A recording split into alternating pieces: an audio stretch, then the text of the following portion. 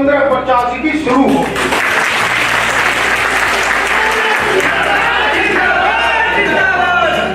और 15 में भी हमारा हिस्सा होगा। हिस्सा तो बड़ा है ना, छोटा मोटा तो है नहीं।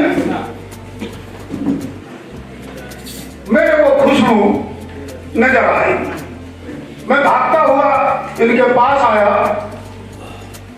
तो मैं इनके पास तो आया हूं, मैं परिवार भी छोड़ के आया, क्योंकि मैं तलाश रहा था। कर्नाटका से लेकर तमाम जगह घूमा, मुझे कोई व्यक्ति मिला नहीं था जो मूवमेंट को चला सके। उस दिन से मैंने तय कर लिया कि स्वामी जी के साथ ही रहूंगा और स्वामी जी के लिए ही मूवमेंट चलाऊंगा। और स्वामी जी एक व्यक्ति नहीं है, मैं आगे बताना चाहता हूं।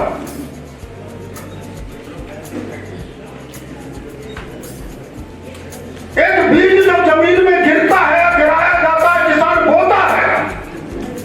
अगर बीज ये तय कर ले, ये ठान ले कि मुझे न सड़ना है, न गलना है, न मिटना है, तो कभी पौधा नहीं बन सकता।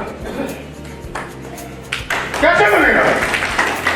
ये तो महापुरुष आपको दिखाई देते हैं, बुद्ध से लेकर तमाम श्रृंखला है, हजारों लोग आपके बीच में पैदा हुए। ये मामूली लोग नहीं है, सारे क्रांतिकारी लोग हैं। और वो जमीन में गए हैं, बीज की तरह उन्होंने अपने आप को मिटाया है, अपने को गलाया है, अपने को सड़ाया है, तब मिशन तैयार हुआ है। मजे मारे हैं लोगों ने, वो ठीक है। मिशन क्या है? मिशन वो बीज है जो सड़ने, गड़ने और मिटने के लिए तैयार है। ऐसे कितने लोग हैं? कितने लोग हैं?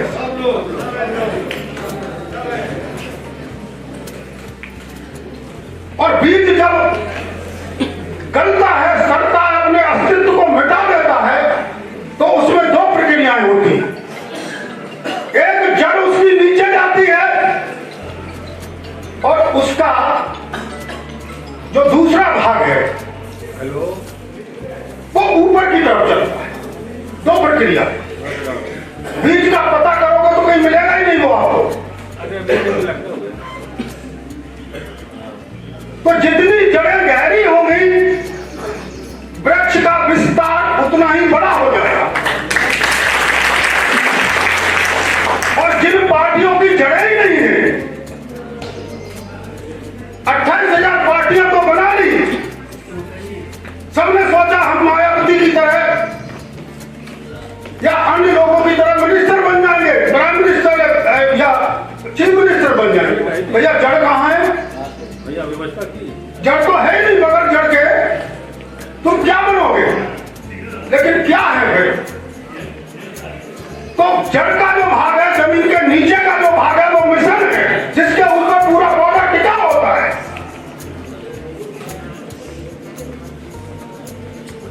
वो मिशन काशीराम ने तैयार किया, क्योंकि साथ साथ में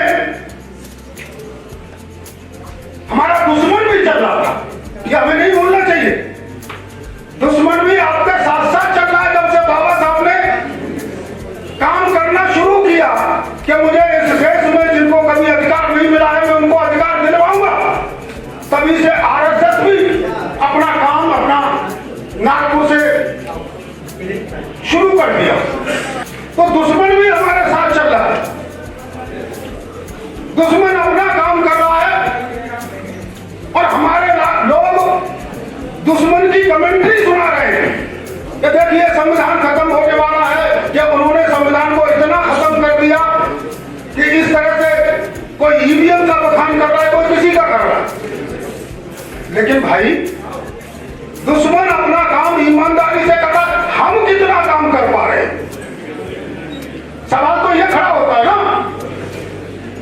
50 लाख मंदिर हैं जिसके पुजारी ब्राह्मण हैं, जो रातों दिन हिंदू धर्म की बात और हिंदू राष्ट्र बनाने की बात करता है। बात संत चमत्कारी बाबा कथावाचक है, वो भी यही काम कर रहे हैं। हमारी औरतों को बिठा के नाच करवाते और हिंदू राष्ट्र बनाने की बात करते हैं। इसी तरह से करीब 40-45 लाख आरएसएस के पन्ना प्रमुख हैं। हम लोग क्या कर रहे हैं? ये वो लोग हैं जो नॉन पॉलिटिकल हैं। इनको राजनीति को कोई एमएलए एमपी नहीं बनना इनको, लेकिन समाज के लिए कि हिंदू राष्ट्र बने उसके लिए काम कर रहे हैं।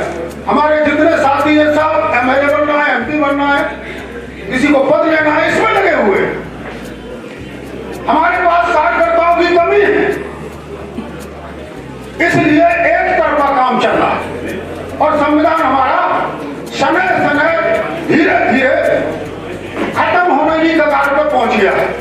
इतने संगठन होने के बावजूद ये नाव कैसे डूब गई, ये तो आप लोगों को सोचना पड़ेगा। कहीं ना कहीं कमी है हमारे अंदर, और कमी क्या है मैं वही चीज बताना चाहता हूं आप लोगों को।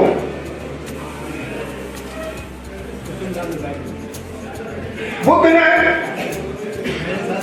कहा कि मैं कोई भगवान नहीं हूं, मैं कोई चमत्कारी नहीं हूं, मैं कोई आशीर्वाद नहीं देता, मैं यहां इलाज करने आया हूं, मैं वैद्य हूं।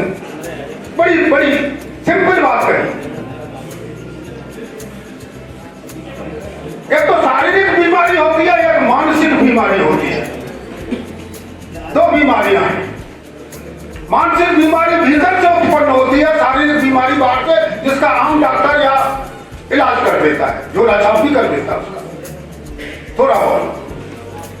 तो उन्होंने 3 विकार बताए हैं जिसके ऊपर पूरा मिशन और मूवमेंट टिका हुआ है। 3 विकार कौन से हैं?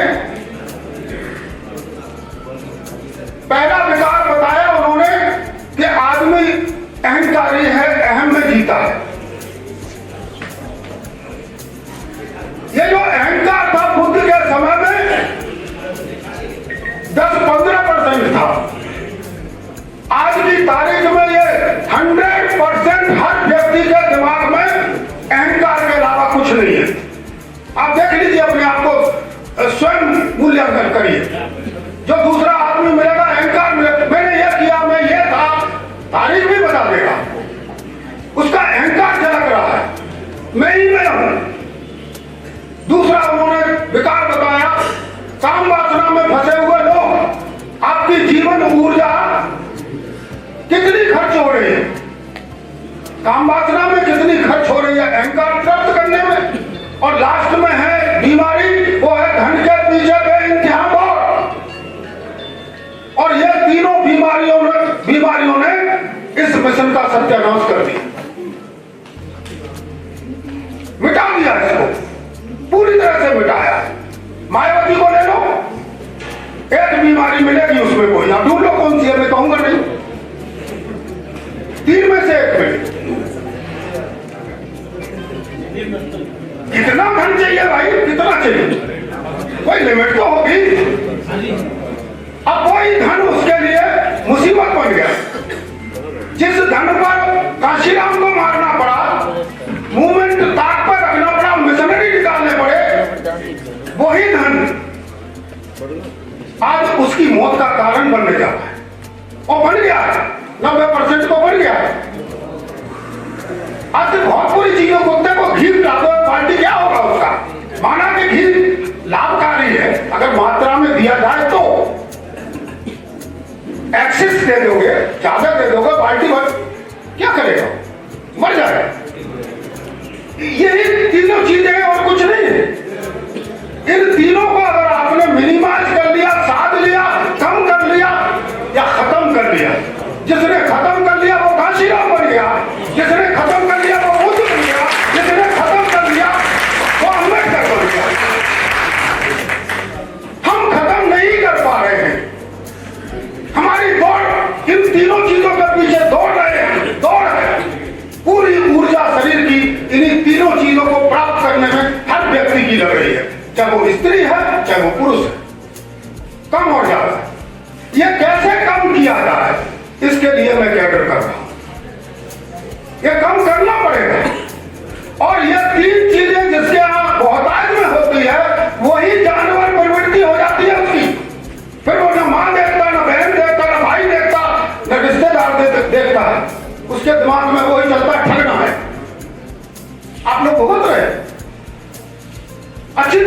समझ रहे हैं, उसी के आसपास आपकी जिंदगी को तामीर। देखिए आप सारे काम जो आप कर रहे हो वो भी करता है ये काम।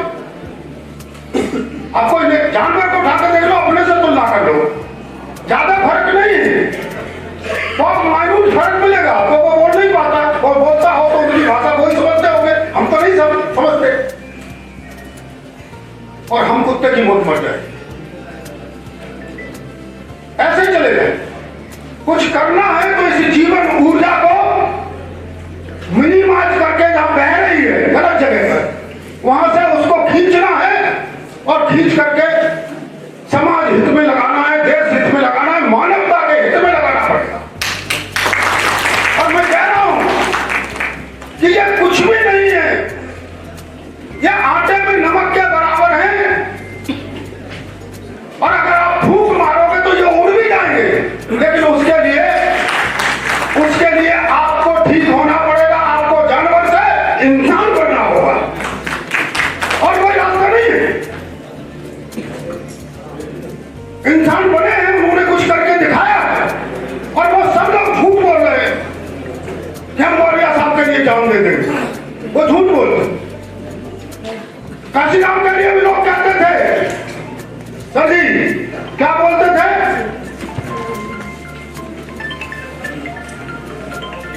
काशीराम संघर्ष करो, हम तुम्हारे साथ एक दिन रोक गए। उन्होंने कहा तुम झूठ क्यों बोलते हो, तुम पेशाब की घाट की तरह बैठ जाओगे और मुझे मार दिया जाएगा, एक बार जमीन नहीं मिलेगी, तुम कुछ नहीं कर पाओगे। और वो आदमी मार दिया गया, चला गया, उसका कोई स्मारक नहीं मरने के बाद। क्योंकि जो आदमी भीतर से स्ट्रांग होता है, ये जो 3 जगह आपकी ऊर्जा जा रही है, इसको कम करके देखो ना, मेरे पास आओ, मैं कम करके दिखाऊंगा। आपके अंदर अगर अमूलभूत परिवर्तन ना आ जाए तो जितनी आपको सजा देनी है मुझे दे देना। तो ये जो काम है, हम लोग बड़ी ईमानदारी से मिशन का पाठ मैं करने के लिए बिल्कुल तैयार हूं, समर्पित हूं, और मैंने ये तय किया है जब तक संविधान नहीं बच जाता है मैं घर नहीं जाऊंगा। घर जाके करूंगा क्या? हमें मालूम है हमारे सामने, आंखों के सामने 24 के बाद हमारे बच्चों की पिटाई होगी, उनके कपड़े उतारे जाएंगे, उनको ड्रेस कोड पहना जाएगा, मकान छीन लिया जाएगा। जिसको ये पता लग गया वो घर में कैसे बैठ सकता है? अगर आपका कोई बच्चा बीमार है तो आप हॉस्पिटल में जाके डॉक्टर से कहते हो मेरी सब कुछ ले लो, मेरा जमीन ले लो, मैं बेचने को तैयार हूं, मैं सोना बेचने को तैयार हूं, लेकिन मेरा बच्चा बचा। और जब मैं लोगों से कहता हूं समाज बहुत बीमार है, इसको करने के लिए कुछ करो, कहते हैं हो जाएगा, हमारे पास समय नहीं। कितना बड़ा डिफरेंस है। जिसने ये महसूस कर लिया कि समाज मिटने वाला है वो घर पर नहीं बैठ सकता था, मैं दावे के साथ कहता हूं। आप लोगों को सोचना होगा, समझना होगा।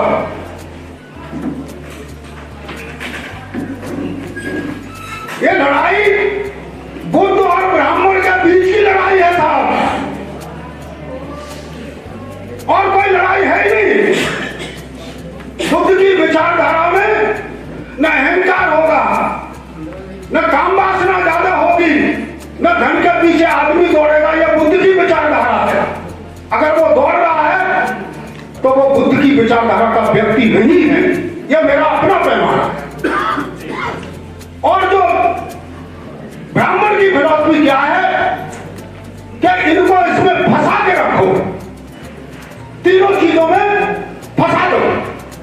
अगर ये ऊपर भी जाएगा तो यह 3 कमजोरियों में हम इसको गुलाम बना लेंगे और ईडी सीबीआई भेज देंगे। ये भी चल रहा है साथियों। मैं समय थोड़ा सा ज्यादा ले गया हूं, पहली बार इधर बोला हूं, नहीं तो बंद कमरे में बोलता हूं।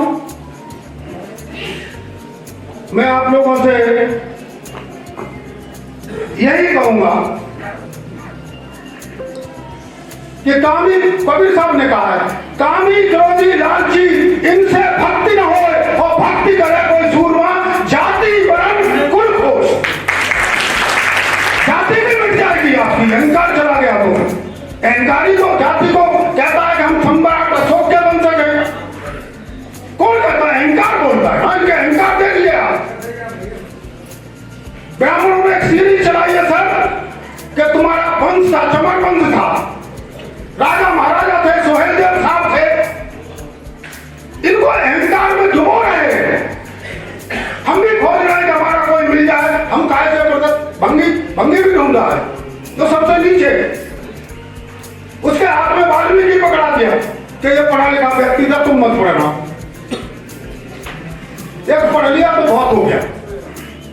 ये सब चीजें क्या है? आपके अहंकार को ऊंचा उठाया जा रहा है। और अहंकार जिसके अंदर है उसके अंदर प्रेम नहीं हो सकता। जोड़ता कौन है? अहंकार तोड़ता है और प्रेम जोड़ता है। और क्या है? भाईचारा बनाओ, कैसे बनेगा? अहंकार सबके अंदर है, प्रेम है नहीं। बुद्ध के समय प्रेम नहीं, प्रेम से ऊपर की चीज थी जिसको करुणा कहते हैं। प्रेम बहुत छोटी चीज है? प्रेम छोटी है, काम चलाने वाली चीज है, लेकिन करुणा बहुत बड़ी चीज है। उनके समय में करुणा थी तो भाईचारा था, जाति नहीं थी। जातियां जो बनाई है खूंटे से बांध दिया गया है। आपको पता ही नहीं है। कोई चमार के खूंटे से बना है तो कोई गडरिया के खूंटे से बन गया, कोई धोबी बन गया, खूंटा पकड़ लिया किसी ने, कोई और खूंटा ही पकड़ लिया। ये खूंटे तोड़ने होंगे, बंधन तोड़ने होंगे। बंधे हुए लोग हो आप। जब तक बंधन नहीं तोड़ोगे आप आजाद नहीं हो सकते, आगे तो चल नहीं सकते। एक बीमारी और है, मैं कहना चाह रहा था लेकिन लंबा हो जाएगा। मैं आप लोगों से क्षमा चाहता हूं। सर जी, मैं आपसे भी माफी चाहता हूं कि मैं ज्यादा समय ले गया हूं। Thank you very much. Thank you sir.